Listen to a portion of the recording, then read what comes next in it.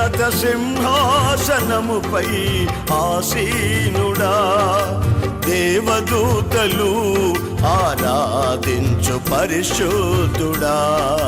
యేసయ్యా నా నిలువెల్ల నిండియున్నావు, నా మనసారని సన్నిధిలో సాగిలపడి నమస్కారము చేసెదా, సాగిలపడి నమస్కారము చేసెదా.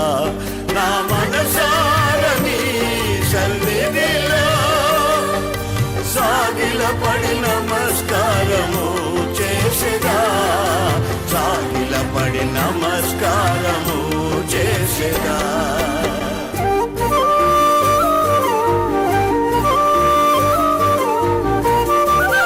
మన ప్రభువును రక్షకుడైన యేసుక్రీస్తు అతి శ్రేష్టమైన నామాన్ని బట్టి దేవుని బిడ్డలైన మీ అందరికీ పేరు పేరున హృదయపూర్వక వందనాలు.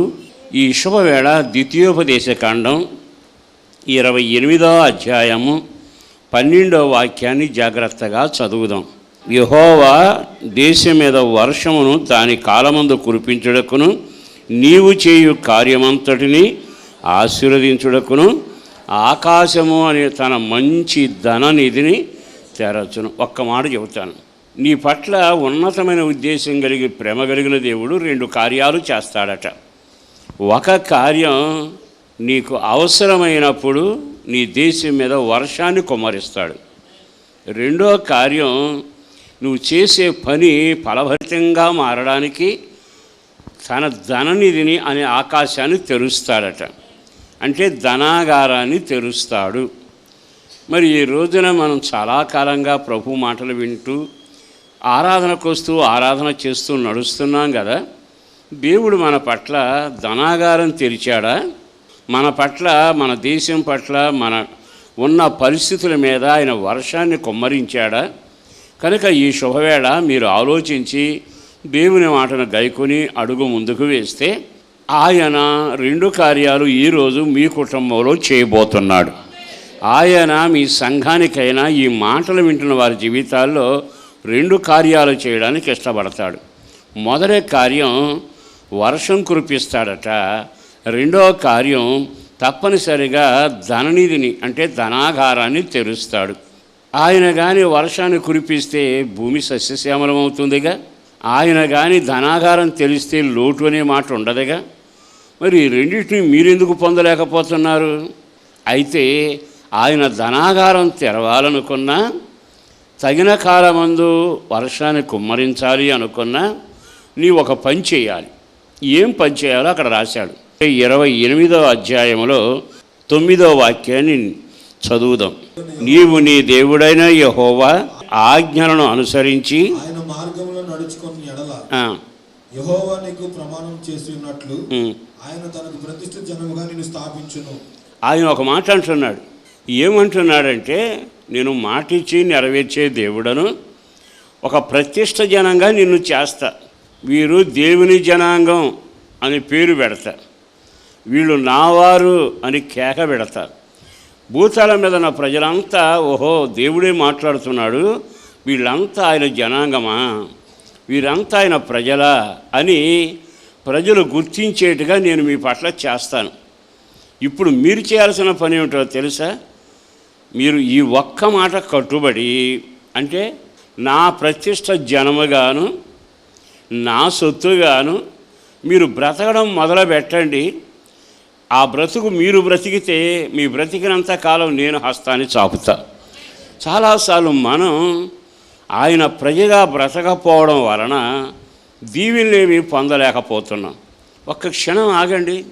దీవెనలేమో గుమ్మంలోకి వచ్చాయి, కానీ అందుకోలేకపోవడానికి కారణం నీవు ఆయన జనాంగంగా బ్రతకపోవడమేగా, ఆయన జనాంగంగా జీవించకపోవడమేగా. నేను ఆయన వాడను అని బ్రతికి చూడు. ఆకాశంలో మంచి ధననిధిని తెరవడానికి ఇష్టపడతాడు. ఇప్పుడు కొన్ని విషయాలు చెబుతాను. ఆయనట మొదట వర్షాన్ని కుమ్మరిస్తాడట. ఈ వర్షం పడితే భూమి పండుతుంది, దీవెనకరమైన సస్యశ్యామలమైన పంటను మనం చూస్తాం. అయితే ఇప్పుడు బైబిల్ నేర్పే మరో పాఠం ఏంటంటే, మన కుటుంబాల మీద, మన సంఘాల మీద, మన ఆరాధన మీద, మన భక్తి జీవితం మీద వర్షం పడాలి. అది పడకపోతే నేల ఎండిపోయినట్లుగా, ముళ్ళు మొలిచినట్లుగా మన ఆత్మీయ జీవితంలో భక్తి చేసిన ముళ్ళే ఉంటాయి. ఆయన వర్షం పడకపోతే ఆ భూమి నెరగొట్టి ఎలా ఉంటుందో మన బ్రతుకులు అలా ఉంటాయి. నీవు అనుకుంటావు ఏదో చేస్తాను అని, నేల తడవలేదు, అది దున్నబడలేదు, నువ్వేం సాధించగలవు? నేను వ్యాపారం అండి పెద్ద పెట్టుబడి పెట్టా, ఫలితం ఉండదుగా. దేవుని కృప, దేవుని అభిషేకం నీకు కలగాలి. దేవుడు నిన్ను తాగడానికి ఇష్టపడుతున్నాడు. ఈ శుభవేళ సేవకుడిగా నేను చెప్పగలిగిన మాట, నీ ఆధ్యాత్మిక జీవితంలో ఒక అభివృద్ధిని నువ్వు చూడాలి అనుకున్నా, దేవుని ప్రసన్నత నీవు అనుభవించాలి అనుకుంటే దేవుని వర్షం నీ మీద పడాలి. అది కానీ నీ మీద, నీ కుటుంబం మీద, నీ పిల్లల మీద పడితే నీ జీవితం ధన్యంగా ఉంటుంది. కీర్తనాకారుడు రాసిన 68వ కీర్తనలో కూడా ఒక వాక్యాన్ని మీకు జ్ఞాపకం చేస్తాను. 68వ కీర్తనలోని 9వ వాక్యాన్ని జాగ్రత్తగా చదువుతారు. దేవా, నీ స్వాస్థ్యము మీద నీవు వర్షాన్ని సమృద్ధిగా కుమ్మరించావు. నీ స్వాస్థ్యం మీద నీ వర్షం కుమ్మరించావు. దేవుడు చెప్పేది ఏమిటంటే, నా జనంగా మిమ్మల్ని చేసుకున్నాను. ఒకప్పుడు మీరు పాపులే, పాపభూయిష్టమైన జీవితంతో నాశనం అయ్యారు, మీ జీవితాన్ని నాశనం చేసుకున్నారు. నేను ప్రేమించాను, నా రక్తం ద్వారా కడిగాను, మిమ్మల్ని పరిశుద్ధపరిచి నా సొత్తు అని పేరు పెట్టా. అట్లా మీరు బ్రతికితే మీ పేరు నా స్వాస్థ్యము. కనుక ఇప్పుడు నేనేం చేస్తానో తెలుసా?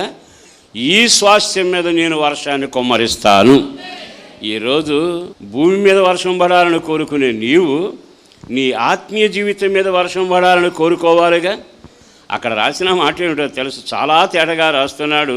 నీ స్వాస్థ్యం మీద ఎవరు యేసు రక్తం ద్వారా కడగబడి దేవుని సొత్తై జీవిస్తారో, దేవుని సొత్తై పయనిస్తారో, దేవుని కొరకు బ్రతకడానికి ఇష్టపడతారో, పాపభూయిష్టమైన జీవితానికి విడాకులిచ్చి పవిత్రమైన జీవితంలో అడుగులు వేస్తారో, ఆ స్వాస్థ్యం మీదట ఆయన వర్షాన్ని కుమ్మరిస్తాడు. ఇది ఆత్మీయ పాఠం. దేవుని సంఘమా, కొంచెం జాగ్రత్తగా ఆలకించండి. నీ మీద, నీ ఆత్మీయ జీవితం మీద, నీ సంఘం మీద, నీ సహవాసం మీద, మీరు చేసే ఆరాధన మీద ఆయన వర్షం పడుతుందా? ఆ వర్షం స్వాస్థ్యం మీదే పడుతుందట.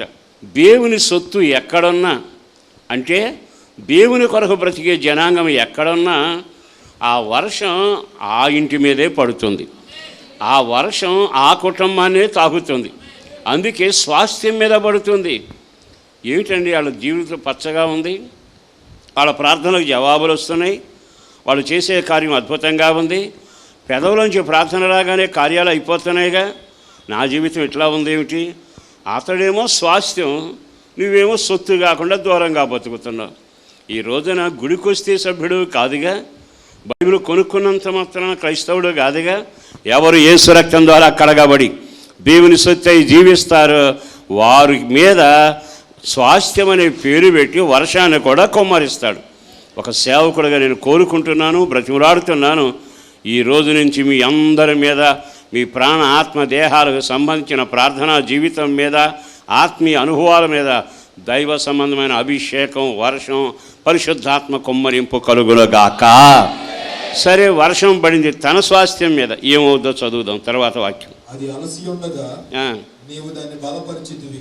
భూమి ఏమో ఎండి ఉండగా, ఆ నేలంతా నెరగొట్టి ఉండగా అని అక్కడ రాశాడు. ఇప్పుడు స్వాస్థ్యాన్ని గురించి ఏమంటున్నాడు తెలుసా?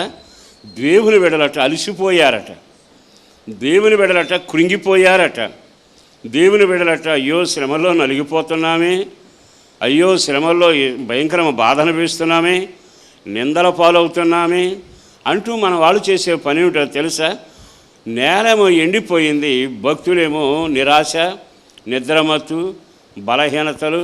ఓ రకంగా చెప్పాలంటే ఇక నేను భక్తి చేయలేను, ఇక నేను ప్రార్థించలేకపోతున్నాను, దేవుని కొరకు కాడి మొయ్యలేకపోతున్నాను, అలసిపోయి కృంగిపోయి కొన్ని సమస్యలు మనుషుల్ని కృంగదీస్తాయి. అప్పుడు ఆయన ఏమంటున్నాడు తెలుసా? ఇదిగో ఈ స్వాస్థ్యం మీద తగిన కాలమందు వీళ్ళను బలపరచడానికి అలసిపోయిన విశ్వాసుల మీద నేను నా వర్షాన్ని కుమ్మరిస్తాను. దేవునికే మహిమ కలుగునగాక. ఒక్క క్షణం దేవుని వర్షం పడిందా? ఆయన అభిషేక వర్షం పరిశుద్ధాత్మ కురిసిందా? ఆత్మచేత నీవు నింపబడ్డావా? జరిగేది ఏమిటో తెలుసా? అలిసిన నీవు బలం పొందబోతున్నావు, కృంగిపోయిన నీవు నిలబడబోతావన్నావు, ఓడిపోయిన నీవు జయ పతాకం ఎగరవేయబోతున్నావు, నడవలేను అనుకున్న నీ జీవితంలో నడక ప్రారంభం కాబోతుంది. నా దేవుడు ఎంత కార్యం చేస్తున్నాడని ఆ స్వాస్థ్యం మీద తగిన కాలమందు నేను వర్షాన్ని కుమ్మరిస్తాను. ఈ మాటలు వింటున్న సహోదరులారా, ఇప్పటికే కొన్ని ఉద్యోగాల కొరకు ప్రార్థన చేసి ప్రయాసపడి తిరిగి తిరిగి కాళ్ళు అలసిపోయావుగా. వ్యాపారం చేయాలని ఎంతో అనుకున్నావు, ఆ వ్యాపారంలో అలసిపోతే నష్టం మిగులుతుందిగా. కుటుంబం బాగు చేయాలని ఆరాటపడ్డావు, కానీ ఆ కాపురం ఒక కొలిక్కి రావడం లేదుగా. జీవితంలో కుటుంబంలో అంతా తీర్చిదిద్దాలని నడుము కట్టుకుని నోరు కట్టుకుని ఎంతో ప్రయాసపడ్డావు, కానీ సమాధానం ఆ ఇంట్లో ఏరడం లేదుగా. అంటే భూమి ఏమో అక్కడ ఎండింది, ఇక నీ జీవితం ఏమో అలసిపోయి వేదనతో మిగిలిపోయింది. నా దేవుడు ఆత్మకార్యాలు జరిగించబోతూ ఉన్నాడు. ఆయన ఆత్మవర్షం కుమ్మరించబడుతుండగా అలిసిన జనాంగం మరలా తిరిగి తెప్పరెళ్ళబోతున్నారు. కృప కలగబోతుంది, అభిషేకాన్ని అనుభవించబోతున్నారు. కృంగిన వారు లేపబడతారు, చచ్చిన వారు సజీవులవుతారు, వెనకబడ్డవారు లేచి ముందుకు పరిగెత్తుతారు. ఒరిగిపోయిన మొక్క తిరిగి లేపబడబోతుంది, ఎండిన ఎముకలు జీవంతో నింపబడబోతున్నాయి. అలసిన ప్రజల మీద, చల్లబడిన ప్రజల మీద, వెనకబడిన ప్రజల మీద అదిగో ఆ వర్షం మొదలయ్యింది. అది ఇప్పుడే దేవుడు కార్యం జరిగిస్తున్నాడు. నీ జీవితంలో ఊహకు మించిన అద్భుతం జరగబోతున్న వేళ ఆయన అంటున్నాడు, అలసి ఉన్న నా స్వాస్థ్యం మీద, కృంగిపోయిన నా స్వాస్థ్యం మీద నేను నా వర్షాన్ని కుమ్మరిస్తాను. కుమ్మరించాక తర్వాత పేజీ తిప్పి చదవండి, ఏమని రాయబడింది అక్కడ? నీ సమూహము దానిలో నివసించును. దేవా, నీ అనుగ్రహము చేత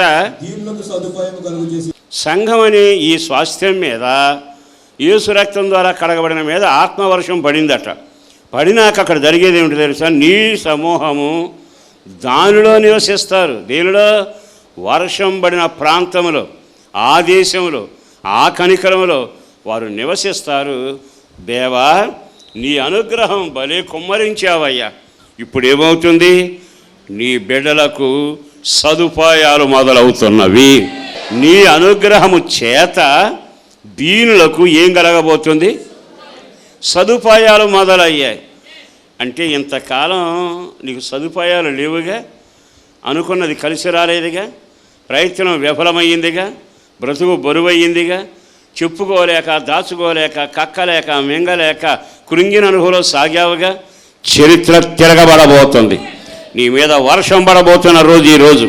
నా దేవుడు నిన్ను దర్శించబోతున్న వేళ, నా దేవుని కృప నిన్ను ఆవరించబోతున్న వేళ, ఊహకు మించిన ఘనకార్యం చేయడానికి ఇష్టపడిన పరిశుద్ధాత్మ దేవుడు నిన్ను దర్శిస్తున్న వేళ. తగిన కాలమందు నా స్వాస్థ్యం మీద నేను వర్షాన్ని కుమ్మరిస్తాను. అలిసిన వారును, సదుపాయాలు లేని వారును, అవసరాలు తీరని వారును, అగచాట్లు పాలైన వారికి మరలా మంచి రోజులు రాబోతున్నాయి. వారికి సదుపాయం కలుగునగాక. మరి ఈ రోజున అట్టి కృప నీకు కలిగితే నీ ప్రాణాత్మదేహాలకు మేలే కలుగుతుందిగా. మరి ఇది జరగాలి అనుకుంటే నీ ఒక్క విషయాన్ని గమనించాలి. ఏమని? నేను ఆయన స్వాస్థ్యంగా బ్రతకాలి. మీకు ఇంకొక మాట కూడా చెబుతాను. మొదటిదేమో వర్షాన్ని కుమ్మరిస్తాను అంటున్నాడు. రెండవది, నువ్వు చేసే పని కలిసి వచ్చేట్టుగా నా మంచి ధననిధిని తెరుస్తాను అంటున్నాడు. అంటే ధనాగారం తెరుస్తాను అంటున్నాడు. ఆకాశం అనే ధనాగారం తెరిస్తే అక్కడి నుంచి దీవెనలన్నీ నీ తల మీద వచ్చి పడునుగాక. నీ పిల్ల తర నా దీవెనలు పొందుదురుగాక. ధననిధి అంటే ధనాగారం. ఆ ధనాగారం తెరుస్తానంటున్నాడుగా. సరే, ఆకాశం అనే ధనాగారం తెరిచాడే అనుకో. నీ మీద ఏం పడుతుంది? వెండి పడుతుందా? బంగారం పడుతుందా? 5 కార్లు ఒక్కసారి, 7 ఎకరాలు ఒక్కసారి కొంటావా అని చెప్పలా. ఆయన ఆకాశమైన మంచి ధనాన్ని తెరిస్తే మొదట నీ మీద మంచు పడుతుంది. ఏ మంచు? ఉదయాన్నే మంచు పడగానే వాతావరణం ఎంత చల్లగా ఉంటుందండి. ఉదయాన్నే లేచి ఆ పచ్చిక దగ్గరికి వెళ్ళి చూస్తే ముత్యాలు ఆరబోసినట్టే ఉంటాయి. ఎంత ముచ్చడంటే అంత ముచ్చడ. దానికి రూపు వస్తుంది, దానికి చల్లదనం వస్తుంది, పరిస్థితుల్లో ఆకర్షణ ఉంటుంది, అందం ఉంటుంది. అలాగే అన్నీ కోల్పోయిన నీ మీద ఆకారం లేక ఎండిపోయినట్టున్నా, ముత్యంలాగా మెరిసే అనుభవం లేకపోయినా, చల్లదనం కరువైపోయినా, కాపలం చేస్తున్నావు కానీ వేదనతో ఉన్న నీ కొరకు తన ధనాగారములో నుంచి మంచును కురిపించబోతున్నాడు. ఆ మంచు కురుస్తుంది, నీ జీవితం ఆశీర్వాదకరంగా మారబోతుంది, నీ కుటుంబం చల్లగా ఉండబోతుంది.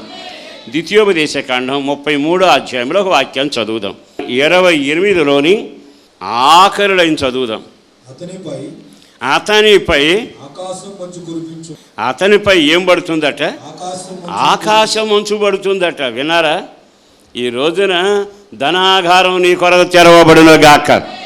ధనాగారం తెరిచాడా, ఖజానా తెరిచాడా, మొదట నీ మీద కురిసేది ఏమిటంటే మంచు కురుస్తుంది. మంచు పడితే కుటుంబంలో చల్లదనం మొదలవుతుంది, ప్రేమ ఆప్యాయతలు ప్రారంభం అవుతాయి. ఇక ఆ మంచు పడిందండి, వాతావరణం ఎంత దీవెనకరంగా మారిపోయింది. ఇప్పటి వరకు నీ పరిస్థితులు ఎలా ఉందో తెలుసా? మాట గలవక, ప్రార్థనలు నడవక, బలిపీఠం మండక, పక్కనతో సమాధానం లేక, ఇంట్లోనేమో గొడవలుగాను చికాకులుగాను ఆధ్యాత్మిక ఎదుగుదల లేనట్టుగా ఉంది. కానీ దేవుడు ఆకాశమనే ధననిధి తెరుస్తాడు, వెంటనే నీకు మంచు కురిపిస్తాడు, నీ పరిస్థితుల్లో చల్లదనం మొదలవునగాక. ఒక రోజున ఇశ్రాయేలులైన ప్రజలు ఆహారం లేక ఏడ్చారట.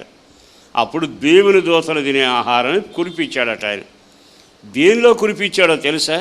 ఉదయాన్నే ఊరి వెలుపల మంచు పడుతుంది, మన్నా దొరుకుతుంది, వెళ్ళండి ఏరుకోనండి అని. వీళ్ళంతా ఉదయాన్నే పాలు వెలుపలకు వెళ్ళిపోయారు. ఇశ్రాయేలు మన్నా దేవుని దూతలు తినే ఆహారం కురుస్తుందట. వెళ్ళారు. అక్కడికి వెళ్ళాక ఏమని తెలుసు? మంచు పడింది. ఆ మంచు ఆరేదాకా చూస్తే అందులో కొత్తిమీర గింజల్లాగా, ధనియాల గింజలే కదా కొత్తిమీర గింజలు, అవి చిన్నగా కనపడ్డాయట. ఆ గింజలన్నీ పోగు చేసుకుని ఇంటికి తెచ్చుకుని ఎవరి లెక్క ప్రకారం వాళ్ళు పోగు చేసుకున్నారు, రొట్టె చేసుకున్నారు. తింటే ఎంత మాధుర్యంగా ఉందండి. పరలోకపు మన్న ఆకాశం నుండి నీకు కుమ్మరిస్తాడు. మొదటిది మంచులో చల్లదనము, పరిస్థితులు అనుకూలంగా ఉంటాయి. రెండవది మన్న ఇదిగో ఈ మంచులోనే వస్తుంది. ఇప్పుడు నేను ఒక మాట చెబుతాను. పరలోక దేవుని ఆహారం నీకు చేరాలి అంటే నేల మీద విసరడు, మంచులో దాచి నీకు ఇస్తాడు. అది మంచులో దాచబడింది, మంచు ఆరిపోతుంది, గింజ నీకు కనబడుతుంది. దేవుడు ఎంత జాగ్రత్తగా మన్నంటనే ఆహారం పెడుతున్నాడండి. ఈరోజు ఈ మాట ఎందుకు చెబుతున్నాను తెలుసా? ధనాగారం తెరుచును. ధనాగారం తెరిచాడా నీ జీవితంలో మొదటిగా మంచు ద్వారానే ఆ దీవెన కలుగుతుంది. కనుక ఆకాశమని మంచి ధననిధిని తెరుస్తానన్నాడు. వెండి వస్తుందా, బంగారం వస్తుందా, ఇంకా ఏదైనా నేను సాధించగలను అలా అనుకోబాకండి. ఆ దీవెనలు అందరికీ ఇస్తాడు. కానీ మంచు అనే దీవెన నీకు వస్తుంది, మన్నా అనే దీవెన నీకు వస్తుంది. పరలోకము నుండి మొదటగా మంచు అనే ధననిధి పరలోకము నుండి నీ కొరకు కుమ్మరించబడును గాక. ఒకటి చల్లదనం, రెండవది దేవుని దూతలు తినే ఆహారం. మరో మాట చెప్పనా? మంచు కురిసిందట. యెషయా గ్రంథంలో ఏమంటాడు తెలుసా? నీ వారు బ్రతుకుతారు అంటే అర్థం ఏమిటి? మన వాళ్ళు చచ్చిన వాళ్ళు చాలామంది ఉన్నారు. అంటే పాపంలో జీవించే వాళ్ళంతా చచ్చినవారు, వెనకబడిన వాళ్ళంతా చచ్చినవాళ్ళు. ప్రార్థన చేస్తూ చేస్తూ కొంతకాలానికి ఆగిపోయి ప్రార్థన మానేసి లోకంలోకి వెళ్ళిపోయారు. వీళ్ళందరూ చచ్చిన వాళ్ళతో సమానం. ఈ మంచు కురిసిందా, మరలా నీ వాళ్ళు బ్రతుకుతారు. నీ భర్త వెనకబడిపోయాడా? నీ భార్య చలబడిపోయిందా? నీ పిల్లలు లోకంలో కలిసిపోయారా? నీ పిల్లలు వ్యర్థమైన ఆరాధనలో కలిసి వెళ్ళిపోతున్నారా? ఇదిగో మరలా నీ వాళ్ళు బ్రతకబోతున్నారు. అందుకైన ధనాగారం నీకు ఈరోజు తెరుచునగాక. దేవుడు నిన్ను తన జనాంగంగా చేసుకుని నా ధనాగారం నీకు తెరుస్తా, నా వర్షాన్ని నీ కుమ్మరిస్తా అంటున్నాడు. వర్షం పడితేనేమో నువ్వు బలం పొందుతావు, మరలా జీవాన్ని పొందుకొని దేవుని కృపచేత సదుపాయాలతో శక్తి కలిగిన వ్యక్తిలాగా ఉంటావు. ధనాగారం తెరిచి మంచు కురిస్తేనేమో నీ వాళ్ళు బతుకుతారు. నేను మరలా సేవకుడిగా చెప్పగలను. నువ్వు పోగొట్టుకున్నా, నీకు దూరమైన, సన్నిధికి రాకుండా, కృపలో ఎదగకుండా మరలా కుటుంబాలు మందిరంలో అడుగు పెట్టబోతున్నాయి. నీ వారు మరలా మందిరంలోకి రాబోతున్నారు. నీ బంధువులు, నీ స్నేహితులు మా ఆయన రావటం లేదన్న వారికి ముగింపు కలగబోతుంది. నా కొడుకులు దూరం అయిపోయారన్న వారి వాక్యం మీద చేయి పెట్టండి. మరలా మందిరంలో వారిని దేవుడు నిలబెట్టునగాక. మరో మాట చెప్పన, ఆ ధనాగారం నుంచి రెండోది కుమ్మరించబడుతుంది. దాని పేరు ఏమిటో చెప్పన, 2 కృప కురుస్తుంది. కీర్తనాకారు రాసిన 90వ కీర్తన 14వ వాక్యం చదువుదాం. ఉదయమున నీ కృపతో మమ్మల్ని తృప్తిపరచు. ఉదయమున నీ కృప ఆకాశము నుండి ప్రతి కుటుంబం కొరకు ఒక్కసారి ఆగి ఆలకించండి. దేవుడు ధనాగారం తెరిచాడు. నీ కొరకు మంచు కురియునగాక, నీ కొరకు కృప కురియునగాక. కృప కుమ్మరించబడుతుంది. కృప కుమ్మరించబడితే మనం రక్షించబడింది కృపచేతేగా. యేసు రక్తం ద్వారా కడగబడింది ఆ కృపను బట్టేగా. ఆ కృపామయుడు శిలువలోకి ఎక్కి తన అమూల్యమైన రక్తం కార్చాడే. ఆయన కృపే మనల్ని ఈ విధంగా జీవింపజేసింది. మరో మాట చెబుతాను. ఏట్లో కొట్టుకుపోతున్నాడు బిడ్డ, తల్లి ఏం చేయలేకపోయింది, అక్క కాపలా కాస్తుంది. కానీ కృప అతనికి తోడై ఉంటే రాకుమార్తె వచ్చి ఆ బిడ్డను తీసుకెళ్ళి రాజభవనంలో పెంచింది. నీ బిడ్డ కొట్టుకుపోవటం నువ్వు చూస్తావు, కృప నీ బిడ్డను రాజభవనంలో నిలబెట్టబోతుంది. నీ పిల్లలకు మంచి భవిష్యత్తు కృప ద్వారా కలగబోతుంది. అయిపోయింది అనుకున్నప్పుడల్లా అద్భుతమైన కృప నేను ఆవరించబోతుంది. ఈ రోజున సేవకుడుగా చెబుతున్నా, దేవుని కృప మీ మీద మీ పిల్లల మీద కుమ్మరింపబడును గాక, మన మీద కుమ్మరింపబడును గాక, సర్వలోకం మీద కుమ్మరింపబడును గాక. ఆ కృప పరిస్థితులను మారుస్తుంది. చనిపోతున్న వాళ్ళని లేపి నిలబెడుతుంది. ఒక పాపిని పరిశుద్ధుడిగా మారుస్తుంది. నరకానికి వెళ్ళేవాడిని మోక్షానికి తీసుకొని వస్తుంది. అడవిలో గొర్రెలు కాచుకుంటున్న దావీదు ఆ కృప చేతేగా రాజు అయ్యాడు. మరి ఈ రోజున కృప ధనాగారం తెరవబడింది అట. నీ కొరకు కృప కుమ్మరించబడుతుంది. ఈరోజు ఎక్కడి నుంచి వెళ్ళేటప్పుడు ప్రార్థన చేసుకో, ప్రభువా నాకు కృప కావాలయ్యా, నా కుటుంబానికి కృప కావాలయ్యా, నా చేతి పని కృప కావాలయ్యా, నా పిల్లల పెంపకానికి కృప కావాలయ్యా, నా ప్రార్థనా జీవితానికి కృప కలగాలి, సిలువ మోయటానికి కృప కలగాలి, మోకాళ్ళ జీవితానికి కృప కలగాలి. ఈ విషయాలు జ్ఞాపకం చేసి ప్రార్థన చేసుకోవడం మొదలుపెట్టు. ఆకాశమనే ధననిధి నుండి మొదటిది మంచు కురుస్తుంది, రెండవది కృప కురుస్తుంది. ఆ కృపే పౌలును బలపరిచింది.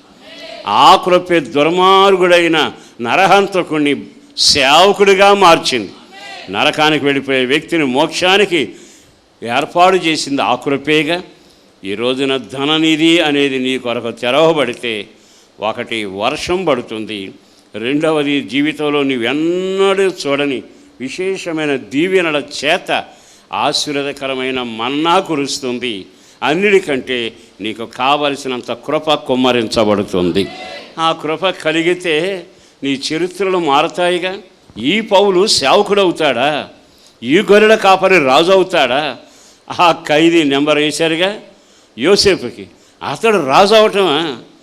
కృప విడిచిపెట్టదుగా, కృప మానదుగా, కృప దూరం కాదుగా, కృప నిన్ను వదిలి వెళ్ళదుగా. ఆ కృపే నన్ను బ్రతికిచ్చింది, ఆ కృపే నిన్ను నిలబెట్టింది, ఆ కృపే సిలువలో ప్రత్యక్షమైంది, ఆ కృపే మంచి భవిష్యత్తును కలిగిస్తుంది. కృప చేత రక్షించబడిన మనం చేతులెత్తి దేవునికి కృతజ్ఞతగా హల్లెలూయా చెబుదాం. ధననిధి ఆకాశంలో నుండి వాన అంటే వర్షం పడుతుంది, రెండవది మన్నా కురుస్తుంది, మంచు పడుతుంది, మూడవది కృప కుమ్మరించబడుతుంది, నాలుగవది పైనుండి జ్ఞానం కుమ్మరించబడుతుంది. యాకోబు పత్రికలో మీరు చదివితే అందులో ఉంది పైనుంచి వచ్చే జ్ఞానం. జ్ఞానానికి ఆధారం నేనే. అందుకే సలోమానికి ఆయన అనుగ్రహించనని మాట ఉంది. దేవుని జ్ఞానం నీకు అనుగ్రహించబడును గాక. జ్ఞానం కుమ్మరించబడిందట. ఆ జ్ఞానం లేపి నిన్ను నిలబెట్టబోతుంది. జ్ఞానంగా నువ్వు మాట్లాడుతుంటే జనులు ఆశ్చర్యపోతారు. పరలోక జ్ఞానం చేత మీరు నింపబడుదురు గాక. చివరికి ఒక్క మాట చెబుతానండి. ఆ కల వస్తే కళకు అర్థం ఎవ్వరూ చెప్పలేకపోయారు. చివరికి దానియేలు మాత్రమే ఆ కళకు అర్థం చెప్పగలిగాడు. రాజు వచ్చేమన్నాడు తెలుసా?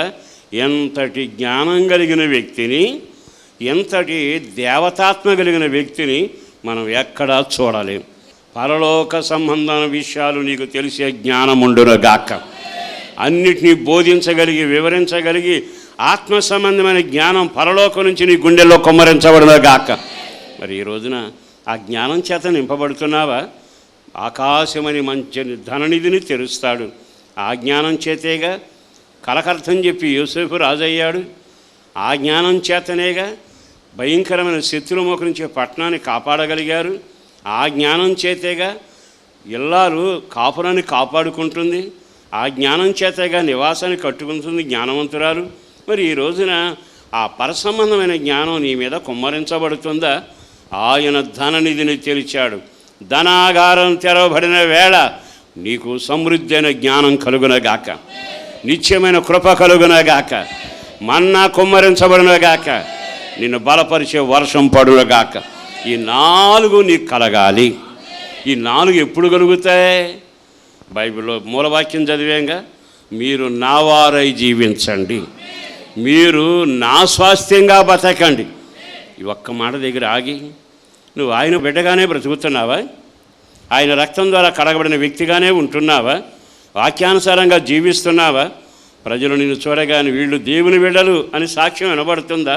మరి ఈ రోజున ప్రజలు నిన్ను చూసినప్పుడు వీళ్ళు ప్రతిష్ఠ జనం, వీళ్ళు భక్తి కలిగిన వాళ్ళు, జీవం కలిగిన దేవుని ఆరాధన చేస్తున్నారు అని నిన్ను గురించి చెప్పేటట్టుగా నువ్వు బ్రతికితే ఎంత బాగుంటుంది. ఆయన సొత్తుగా బ్రతకడం మొదలుపెట్టు. ఆయన పిలుపుకు తగ్గ బ్రతుకు, పరిశుద్ధులకు తగ్గ జీవితం జీవించు. విశ్వాసికి తగ్గట్టుగా నువ్వు బ్రతకగలిగితే మంచి ధననిధిని 4 దీవెనలు మీకు కలుగునగాక. అట్టి కృప కలగాలని ఒక సేవకుడుగా నేను కోరుకుంటూ ఉండగా ఈ రోజైనా మోకాళ్ళ మీదకి వచ్చి, అయ్యా ఇక మీదట నీ బిడ్డగా నేను బ్రతుకుతానయ్యా, ప్రతిష్టతను కాపాడుకుంటానయ్యా, పవిత్రతను కాపాడుకుంటానయ్యా, నీకు ఇచ్చిన మాట నిలబెట్టుకుంటానయ్యా, నాగడ మీద పెట్టిన చెయ్యి నేను వెనక్కి తీయనయ్యా, నా ఆఖరి శ్వాస వరకు నీ కొరకే నీ జనాంగంగానే బ్రతుకుతానని తీర్మానం చెయ్యి. ఆకాశం ఈరోజు మీకు తెరవబడబోతుంది. మోకరించండి.